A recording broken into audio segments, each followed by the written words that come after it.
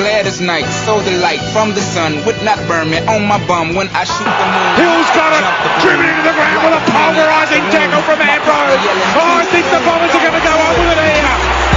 Bombers and runs. Baby, you been rolling solo, time to get down with the team. The greatest greener on that. Welcome to the Windy Hill Windsock with me, the Solution, and with me are three familiar fuckers. Joining me is the correspondent. Yeah, g'day fucker. With me is Christina. Yeah, evening fuckstick. And with us is the architect. Hey, dickhead, how are you? You're all cunts. I reckon, correspondent, you've got feedback. All you pricks are on the phone, by the way. Yeah, I think it was you.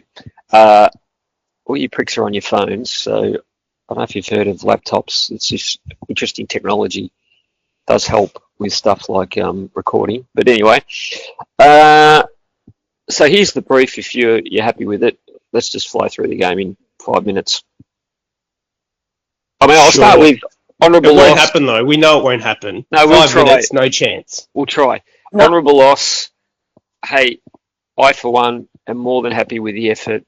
We're shit, but we battled gamely. That's my take on the game. Anyone have any other nuance or anything else they'd like to add? Well, if we kicked straight, we would have won. Mm. So, Yeah, but Sydney kicked as shit as we did, if not worse. true, they were playing down to our level. So, Yep. you know. But, you know, if Merrick got that goal, that 60-metre round the corner kick, Danaher-esque, like, that would have made things really interesting. And for me, personally, I just want to win for the boys. For their morale, for all those, let's call them top-up players, mid-season draft players, who haven't played in a win yet. We might not see all of them next year again. And for all the, the rookies who have played their first few games, I want to win for them so that they get a bit of belief, they get a bit of encouragement, and that helps lead them into next year. You get to sing the song. Sing the song, exactly. I don't care when it will happen, but I would love a win before the season finishes. Do you see that happening? Well, yeah, we've got Carlton, don't we? Yeah. Good point. Well, yeah. Oh, no, we don't have Richmond again. Well, we've got Carlton. That's probably the most likely. In North Melbourne, do we have them again? No. We have Geelong this week. Yeah. Okay, well, that won't happen, but... All right, well, architect, you're getting the herd. Sure. Correspondent, you're getting the Henneman. Oh, fuck. Yep. No, your recalcitrance demands it. And mute yourself, mate, when you're not talking, please. Thank you. Architect, go. No worries. All right, so a couple of players that kind of stood out for me. I thought Mason Redman had a good game down back. It's good to see him doing the whole running past outside 50, having shots. So I've missed that for a while, so it's good to see him doing that. Did he do the dog ears? Did he do it? He didn't see it on the TV. Okay, good. Durham, I thought was really good. I thought he was the one that was kind of dragging the team along in the first half when everyone else was struggling. Just kind of carrying him on his back, doing a merit. I thought he was pretty much solid all game. Andy McGrath in the middle. I thought he was really good in the middle in the second half. I think it's probably one of the best games I've seen him play in quite a while. Saying something. So they're probably my key kind of talking points. Does anyone else have anyone they want to mention? Because otherwise I'll just jump in straight into who I think was the best player on the ground. Sorry, Christina, you go. I was just thinking about the fourth quarter and looking at our centre square players. So we had Old Gold. We had Oh my God. Andy McGrath. Knackery time. We had Andy McGrath. We had Gresham. And we had, oh God, who was the other one? Far out. Who Shield? was it? It was Shield. Yeah. Like that's way off our normal centre clearance gang. And now and Merritt was forward. Like it was a really interesting game how they switched it up, how they managed Goldie through the game and all that kind of thing. With Blackerson having a go in the ruck. Well, that's who I was going to mention. My boy. Is there a job he can't do? Probably give him the coach, let him do the accounts, probably be treasurer. I think he can do everything. Probably not going to be the greatest small forward we'll ever have, though. Solution. Not a great kick for goal. Hey, that first one was shocking, but that second one's never in doubt. Now, the first one was good. I think he hit the behind post on the full. Yes. I was going to mention. Did you already mention Archie Roberts? No, he's my herd. Oh, sorry. To be honest. No, I did open it up, so it's all good. He's my. Seriously, I think that's been probably the first time where I've seen him, and it's almost like Pendlebury-esque in the amount of time that he's got. He could do 720 spins, and everyone just stood there to watch him do it. It's like he had so much time, was super calm, and very clean with his disposal. Balance, man. He's got balance. He's got poise. And a bit of mongrel, which I love. Yeah, but the enforcer, plenty of mongrel. Is he a smoky for our Crichton? He's probably going to run second to Merritt, isn't he? As with Merritt, I know you get 300 votes a game or whatever if you just play, but yeah, I reckon Roberts might push him. Yep, I thought he was really good. We might need Windsock 2000 to run some numbers, mate. Yes, yeah, he's the subject of my wrath a bit later, by the way. Okay, good. I might as well get out of the way now. No, well, I'll save him for the douche. Cool. All right, Henneman. That's me, right? Yes. Shit. Aware of the background noise that may be emanating very quickly. Gone away. It seems to have gone away. I know it's not, but that's all right. When you're talking, it's okay. Goldstein, Guelphy, who else was? Maybe I'll throw in Hobbs, but I think you're welcome to offer up any others. Well, I think they're pretty much up there. I'd say Lawal has mastered the art of, the cameraman follows the ball. Lawal just makes it into the screenshot. Yeah. He's always 3 meters away from the ball, but he's just visible in the screen. But he's never actually where the ball is.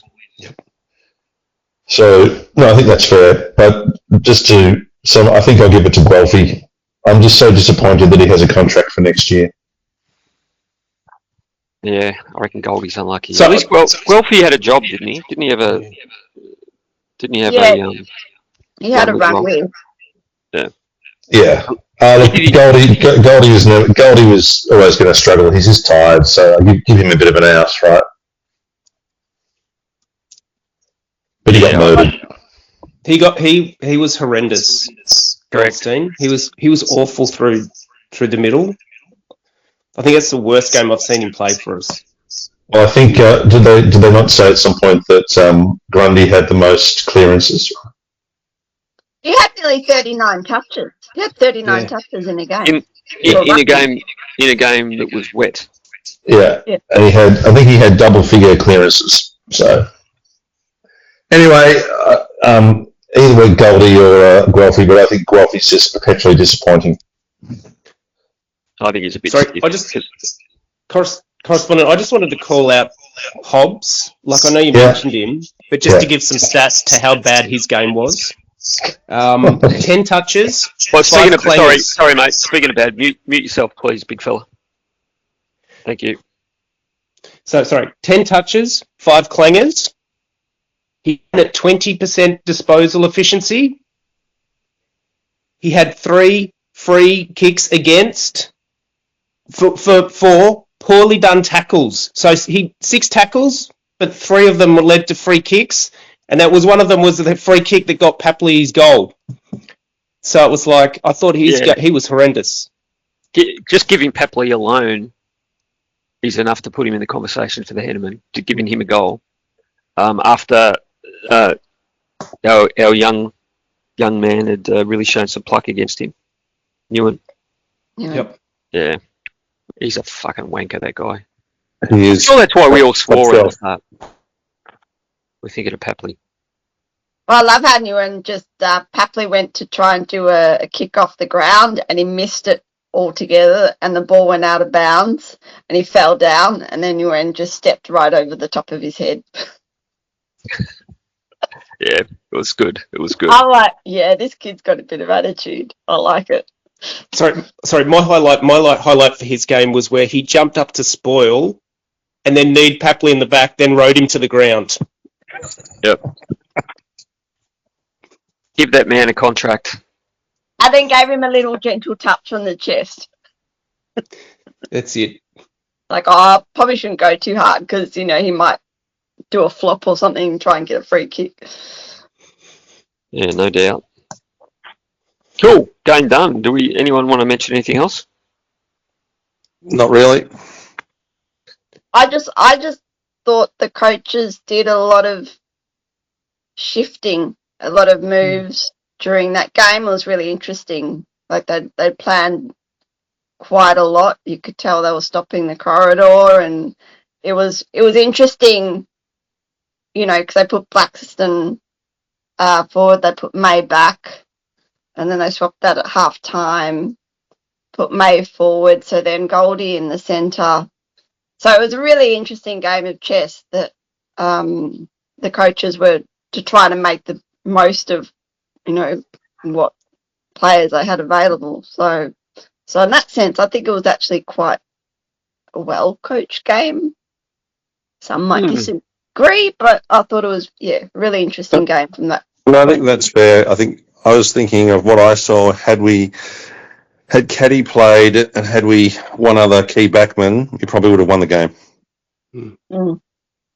I don't think the umpires helped us too much. I think there were a couple of free kicks spread out where they basically gave Sydney goals. Yeah. Yeah. Well, in the last quarter when we threatened, that's when Sydney seemed to get all the free kicks. This what is it now? They're kind of pushing the back in marking contests, and they actually paid a few pushing the backs against us. Well, I'm pretty sure there might have been a decision 30 seconds earlier, identical in our forward line, play on. Yep. So, anyway. Yep. All right, well, we're going to move to around the grounds, and after a pretty shitty weekend of football last week, where there were a bunch of thrashings, we had some close-ish games and some thrashings as well. Anybody want to mention anything? I saw nothing, so It was a great game out in WA that's just finished up with Carlton shit in the bed. Well, as I was telling, I don't think you were here, Christina, at the time, as we were talking before we started recording, my mum's right into a tipping, and I was talking to her, and she said, I did pick Freo and Carlton's winning. I said, Mum, don't worry. That tip will come. Sure enough. Here's a question for you. I posed the question a couple of weeks ago. I think I was poo-pooed. Are we starting to see chinks in the Collingwood armour? I didn't see any of the game. I was going to mention the Adelaide Hawthorn game. But yeah, I think you could be right, re Collingwood.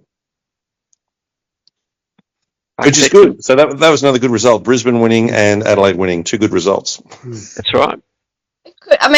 It could potentially be a Brisbane Adelaide final. Yeah. Could be. Hawthorn losing was very good, and Hawthorn may even miss the 8, and that would be up there with Carlton shitting the bed. They've got a hard run. They do. God, good. That warms the cockles. I think they play Collingwood this week, and they play Brisbane away. Well, just on draft pick watch. So, part of me wanted the Kangaroos to win because you never know, they could leapfrog us, but I don't think they will. So it was good to see St Kilda they now have a game clear on us. So our next target is Richmond 16th. Well, we actually have St Kilda after Geelong. Yeah, so, okay, Geelong whip us, St Kilda will cruise by us, and then we have the big clash against Carlton, and then we have round 24A. Are we all going to the Gold Coast? Oh, yeah. Actually, it was funny because they were talking about Lightning potentially being around Saturday during the Essendon game, and it did actually stop the British Lions Australia match for half an hour. But I was wondering, God, imagine the game's abandoned because of Lightning. Then what would we do?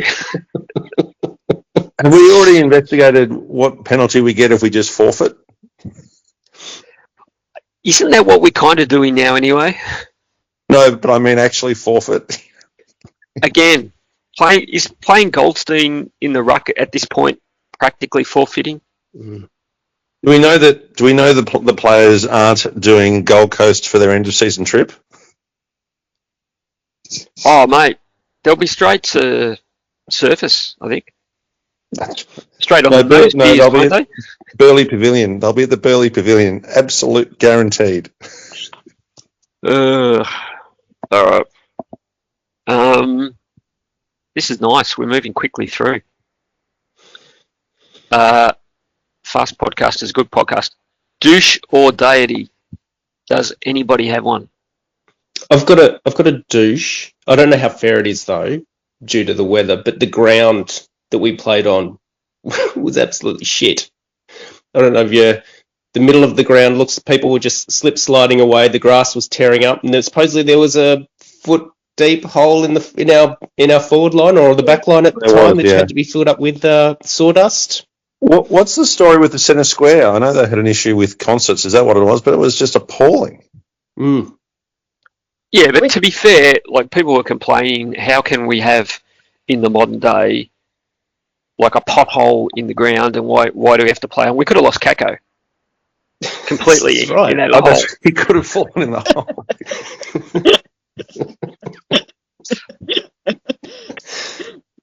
So fortunately, very good. It did. Fell down the well.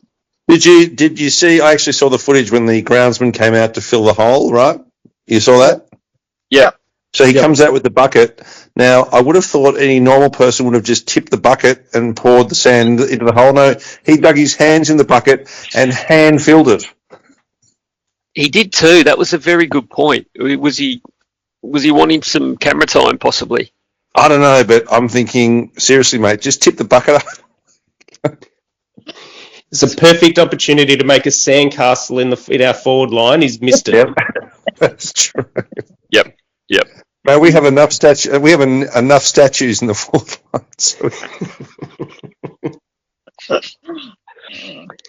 line. Anyone else got anything? As in douche and deity? Yeah. Well, do you want some thinking time? I'll give mine. Yeah, you give yours, mate. All right, so I've got two. One is Windsock 2000. So, I got so much positive feedback last week on the story time, which was Windsock 2000's 150-year Essendon book, where we discovered in the 150 years of Essendon's storied history, of the 300 pages or however many pages there was, Xavier Campbell had a full 6 pages. Everyone was excited for part 2, and he hasn't shown. So Yeah, that's a worthy nomination. unless he was reading, because Dodoro had 6 pages as well, apparently. Unless he was reading that and fell asleep. How many did John Coleman have? 150? I bet you. This is a really good point. Let's find out. I bet you Xavier Campbell has more than John Coleman. That's what I thought. Fucking hell. So that's one nomination. Now the other one, okay. This could be every week, but I'm nominating Trump. Donald Trump. And the reason is, like, you can do many things in life. Like, let's go through the list. He's co-signing the genocide right now. He has a secret police that's snatching, brown people off the street and sending them to Alligator Alcatraz and El Salvador. And he's basically a one-man walking corruption where he's got his meme coin, so he's making personally billions out of the office, gutting their version of Medicare, blah blah blah. But there's one thing you never do in this world, and that's cheat at golf. Now I don't know if you saw the footage. Good point. Like, you cannot cheat at golf. That is the sin of all sins.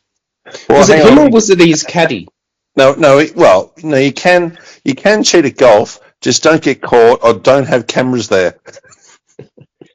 So what happened? What was he? How did he cheat?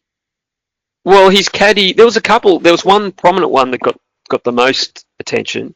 Was Donald Trump? He obviously just hit it into, and he went to Scotland, and he's opened this Scottish links course. Now, links golf is usually, if you're familiar with it, Christina, it's normally by a beach.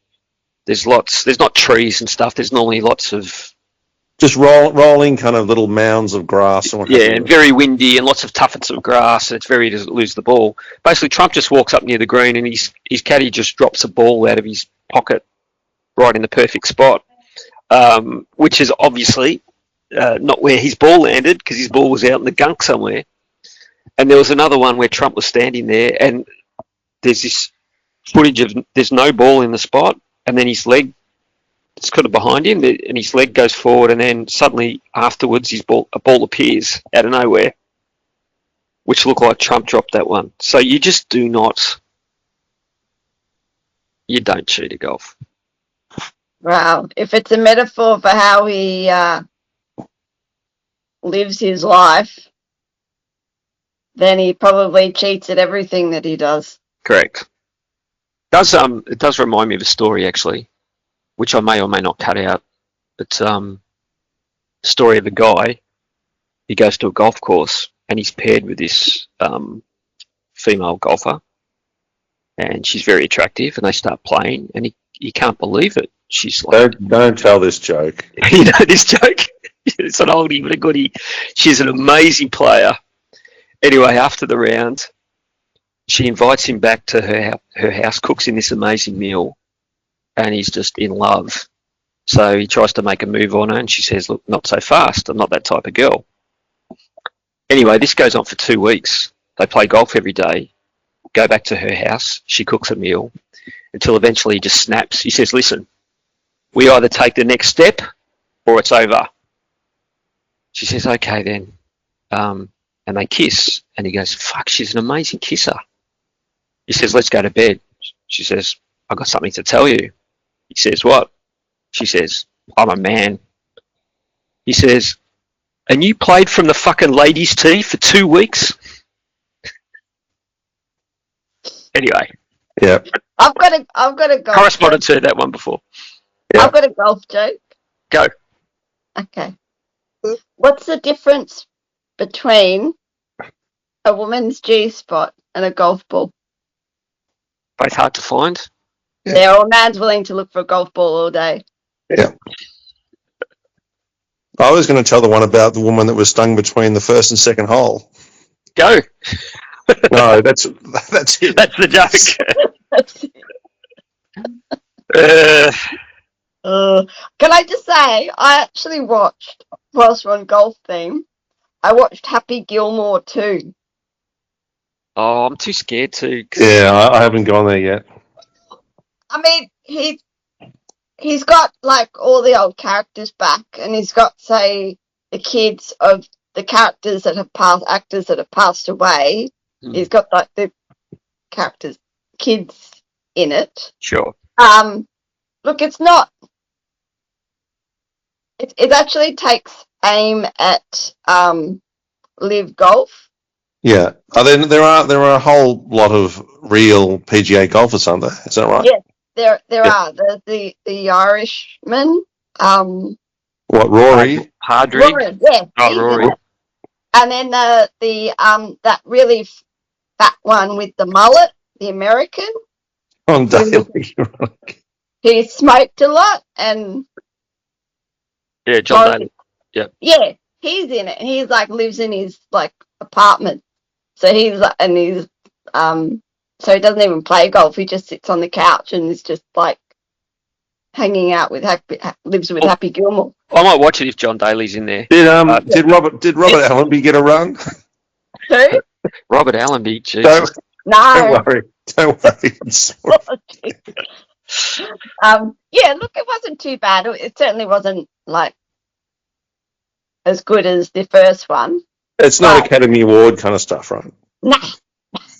But for me, yeah, go on. Oh, I was going to say, I was a Caddyshack man. I think Caddyshack's still. Caddyshack's on the podium. Yep. Yeah. Not of all films, not just golf. Correct. Happy Gilmore's a poor second. So. And speaking of other podium films, because I know we'll do this, we just digress. The remake of Spinal Tap is coming out in September. Yeah. And the original is on at the I think Nova next week as a remastered of the original. Oh, is it? I might have to go and see it. Yeah, because it's on the podium as well, correct? So it's. I've never actually seen Spinal Tap. You've never seen it? I've never seen it. Well, as Molly would say. It's basically, I think it's he models himself off Jeff Beck. Yeah. Same hair, same accent. Well, you got Christopher Guest, who plays Nigel Tufnell, and Christopher Guest, who's married to Jamie Lee Curtis. Yes. Yeah, but very, very funny. Yeah. So, yeah. Well, mate, I might go along as well. Grab some popcorn. Mate, let's do it. Maybe that's where we do the Windsock meetup. After, I bet you Essendon can't cancel that one after they cancelled the Windy Hill VFL game. And hopefully they're showing it on Friday night, guys. So we could all much better use of my time. Hey, speaking of cancelling, they cancelled our banner. Well, they cancelled all banners. Yeah. Well, it's good that the AFL are across all the big issues. Yeah, wind. I mean, it would have been a brilliant spectacle if it just blew apart. It would have been the best thing of the day. I thought it was they didn't want a lightning rod. I thought that was the reason. I was going to say it reminds me of a movie, Break Like the Wind. That was also Christopher Guest, but anyways. Yes. Anyway. All right. What do we got? We got next week. I would happily. I don't know. Do they still have mystery flights? Are they still a thing? I just want to take a mystery flight to somewhere that doesn't have the game on TV. It's Friday night. It'd be to Geelong. To Avalon. That's right. Tell them read to Avalon. Very, very good, architect. Very good. Some of your best work. It's Friday night. So the odds. The Bombers are paying $21.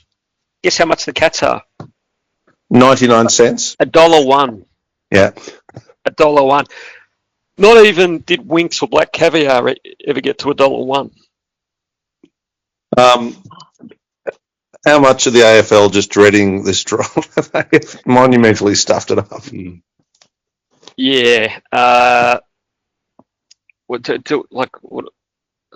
no point talking about changes. Although Goldie needs a rest. Goldie needs a permanent rest. Yeah.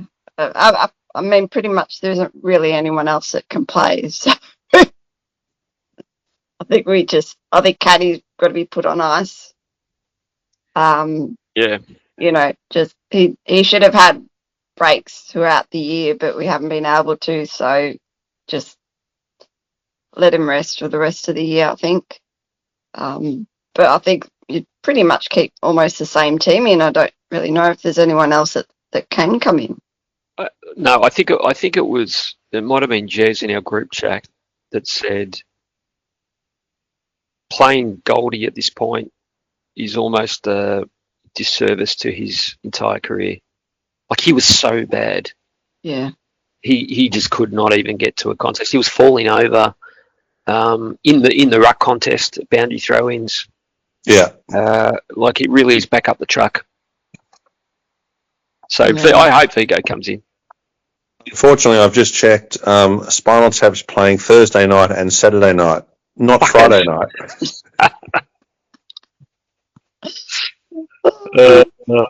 Can I just play music then, and just what did they turn up the music to in Spinal Tap? Correspondent? Yeah. Turn up to 11. Turn up to 11, mate. Drown it out. All right. What's going to be the score?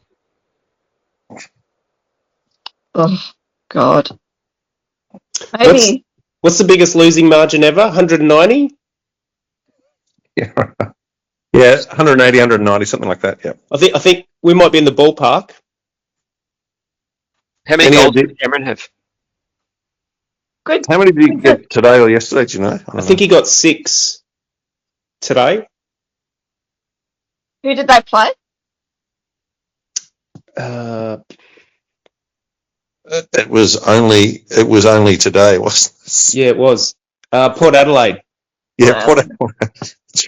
So Jerry Cameron has 69 goals right now. He'll kick 31. No, you're right. No, sorry, you're right, Christina. He's 75. I was going to ask, can he kick the 25? Well, if I've just said he can kick 31, he'll definitely get 25. What's the record? Fred Fanning, 16? 18. 18. What's that paying? Can you have a look at that? Yeah, I wouldn't rule it out. Jesus. Yeah, I think we're looking at 100 points, right? Yeah. Unless the weather forecast is favourable and it's absolutely hosing down. Surely, like, Brad can just call Chris and go, mate, bro, help me out here. Literally, bro. I've got an idea. Why don't they swap positions? Yeah. Yeah, we get Chris to just cut all his hair off. Imagine if Brad Scott was sitting in the Geelong box. He'd be like, "Oh, this is sweet as. This is easy." He'd be eating a salad roll, having a drink. So just while we're on goal kicking, just as an aside, who's leading Essendon's goal kicking and how many goals? Take a guess. Caddy with 20. Close. Peter Wright has 24. Okay. Nate Caddy has 20. Guess who's next with 17? Does? Oh, sorry, 15 is next. No. Think again. Archie Perkins. Archie Perkins, yes. Oh, my. God, how bad are we going? God almighty. Let's see how many Crichton points he racks up. So hang on, if Caddy's rested for the rest of the year, then Perkins could get on the podium. Was he third or fourth? No, he was third for Essendon, so he can definitely get to second. Oh, out. That's impossible. Well within his grasp. I would love Peter to kind of find his kicking leg again. Yeah, that'd be nice. He clearly left it somewhere on the Tulla Freeway. It's obvious what he's doing. He's leaning back. It's the classic lean back, and it's going right every time. Did anyone see Rowan Connolly's little snippet on Archie Perkins? No. Do tell. I think along the lines of he's played 97 games, and of those 97, I think he had, I'll say it's 15 or 17 games that he's only had more than 15 or 17 possessions. Something like that. And kind of questioned, well, not didn't question, was questioning, is he the worst, number 9 pick or like top 10 pick? Well, no, because there's plenty of top 10 picks that never play. Yeah. Anyway, but just kind of, he's about. Yeah. I think he's 2 or 3 games away from his 100th game. That was the whole angle. So here's one for you. 100 very unimpressive games, except about 2. No, agree there. Who's our 4th leading goal kicker? Don't say Gresham. Nope. No, Gresham's. I don't know. It is Kako. Yeah. I was going to say Angus Clark or Archie May. Kako, then Nick Martin is next. But anyway, all right. Nick Martin. I know, Christina. I hear you. So, Christina, what's the score? Oh, God. Nearest the pin gets prize. Okay. But what's the prize? I don't know. You don't have to watch the replay. Yeah. I don't want to watch the replay anyway. Let's say 90. Because if it's wet weather, it's not going to be a lot of scoring. It's going to be a shit game. Correspondent? I'll go 101. We get higher or lower, Architect? 120. 120. You mean on the piss? Jesus, 20 goals. 120. I'll say 135. Okay. No, I should say 121. Then anything over, I'm nearest the pin. I'll give myself the prize. But yeah, I think we all agree.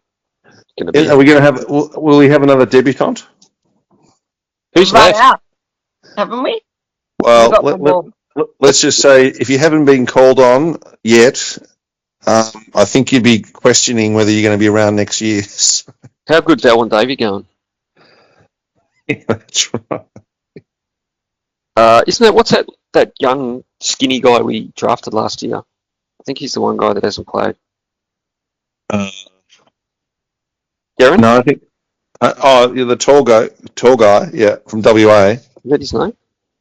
Yep. Yeah. Kyle Guerin or Cale Guerin. Yeah, Unwin as well. I think. Yes, true. They're yeah. I think Unwin was close to playing the other week. Yeah, maybe. I think Brad Scott did mention Guerin in his press conference as a guy that they've played back in reserves recently because we've got no one, and which is what obviously as you said, Christina, what they did with Archer May. So they'll probably give Guerin a game in the next week or two just because. Yeah, why not? All right, we're not beating Carlton, Christina. I'm sorry. No. I'll get stuffed. I'm sorry. We might. Think of that coveted 16th spot on the ladder. We don't know. We don't know when that game is being played yet, do we? Do you think it might be 5 o'clock on a Sunday? Oh, no, well they can't because we've got to do the bloody Swans game. No, I know. So it'll be a Thursday night game. Yeah, probably. No, it'll be Thursday afternoon at 3:30. Probably.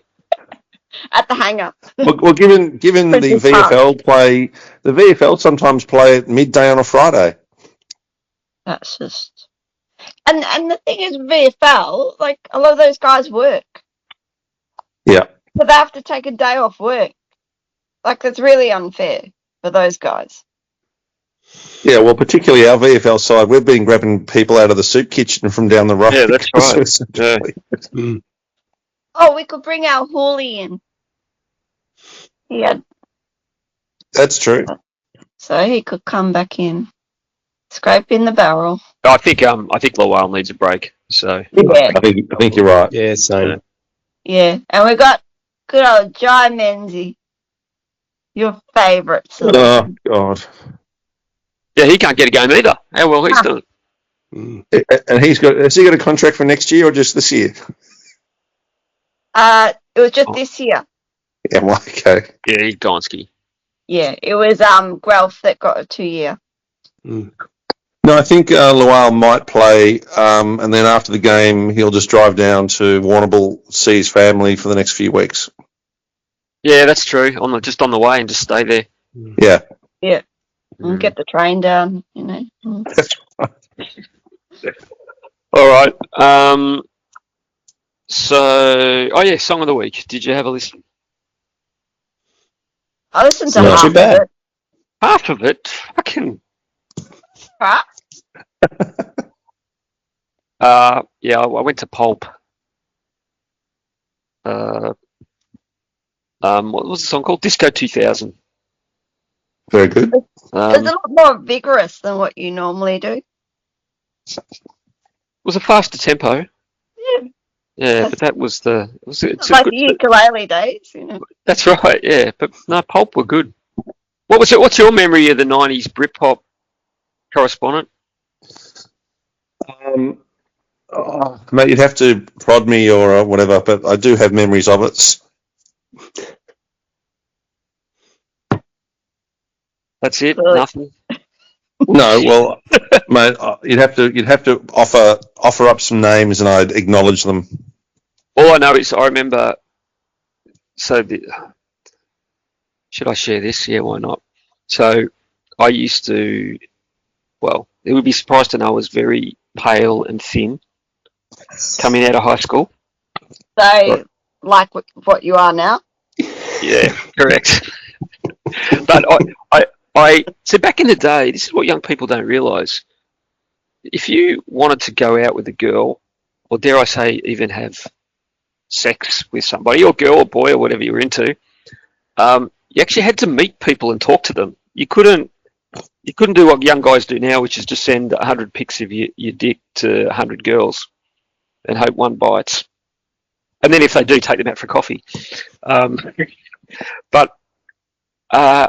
Yeah, I didn't go particularly well in the nightclubs back in the day. But then Britpop happened, and they were all skinny, emancipated-looking singers. And I was told I looked like the guy from Suede. I don't know if you remember Suede. They had that song. Yeah, okay. Animal Nitrate. Remember that song? Yes. How's the... Yeah, I can't remember how to sing it.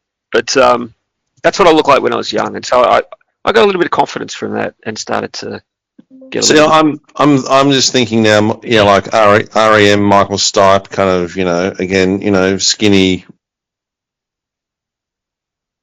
No, I had hair. I had long, floppy hair at the time. Sort of Happy Monday style. Yeah. Anyway, it did give me some confidence that those days are long gone.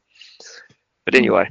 Do you know I went to, like, my first concert I went to was Oasis. Wow. Okay. Really? Rod Laver. It was the one where they came out after they just got all their money, so they were completely high on coke. And I'll tell you, it was a very boring concert, as Noel Gallagher has admitted. It was quite boring. I don't think I've been to a major event concert since Oasis played their first. Did you go as well? No, I didn't go to that one. No.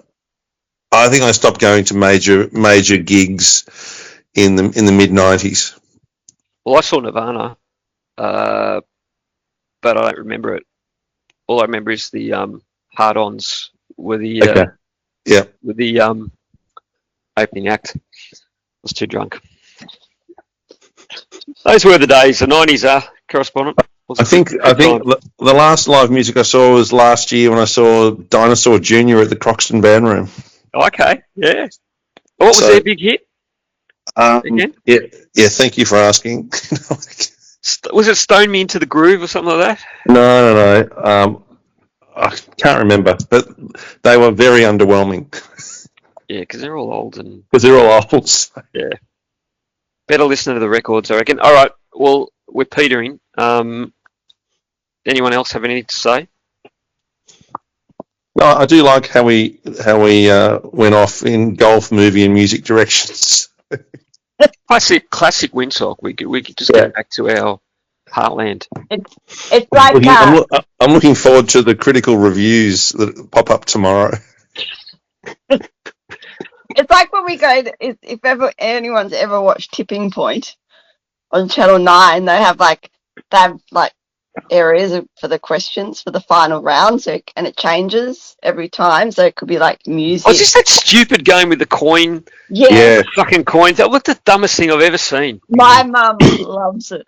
I hate it. I hate that show, and I hated the Woodies. So it's one of the Woodies. I wish he'd be tipped.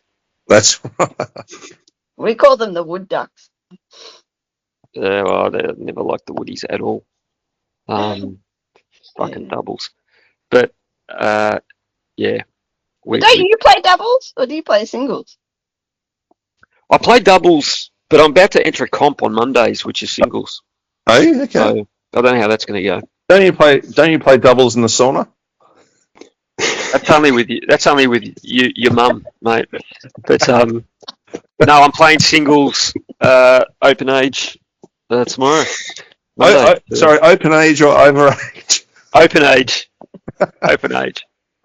What's your favourite shot? Your forehand, your backhand? What do you like? There's nothing better. My ground strokes are pretty good. My serve is dodgy because of my shoulder. That's my weak point. But Backhand lob?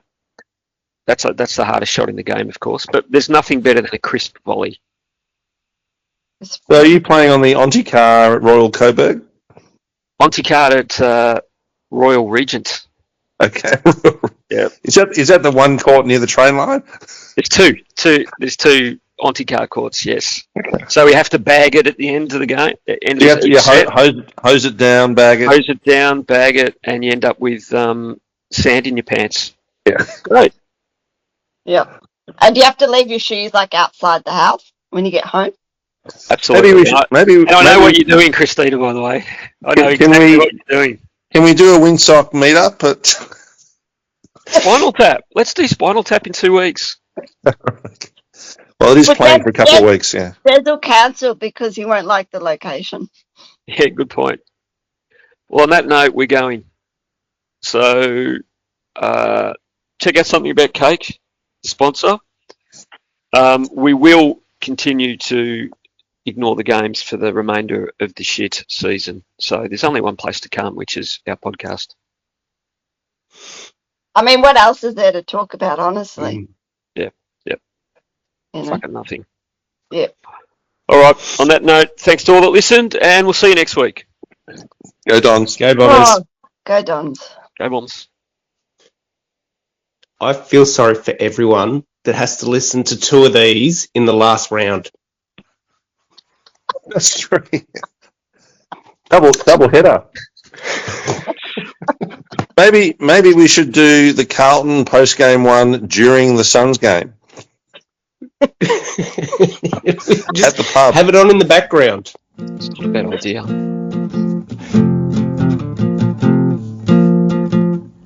All our flags were in 10 years of each other. We were Kevin Sheedy's band of brothers. You thought it would last forever, didn't ya? And you thought when your kids grew up, they'd see finals wins and premiership cups. But we never did it, because we became real shit. Oh, Bombers, do you recall? Our team was very tall. We had champions wall to wall. Down the ladder we did fall. Now our club has become small. We won the flag in the year 2000. Now can you tell me where the winning's gone? Same with Carlton down the road. I never knew that we'd be so bad. I thought we'd have the most flags out on our own. When we won that flag 25 years ago. We had Hurdy, Loy and Fletch. No one could touch us, we were the best. Line to line, our talent was blessed. And we were tough, we would beat up the rest. But that era was as far as it went. Then the losing, well, it wouldn't relent. Then we had the saga that wasn't very popular. Obamas, do you recall? Our team was very tall. We had champions wall to wall. Now down the ladder we did fall, and our club has become small. We won the flag in the year 2000. Now can you tell me where the winning's gone? Same with Carlton down the road. I never knew that we'd be so bad. I thought we'd have the most flags out on our own. When we won that flag 25 years ago.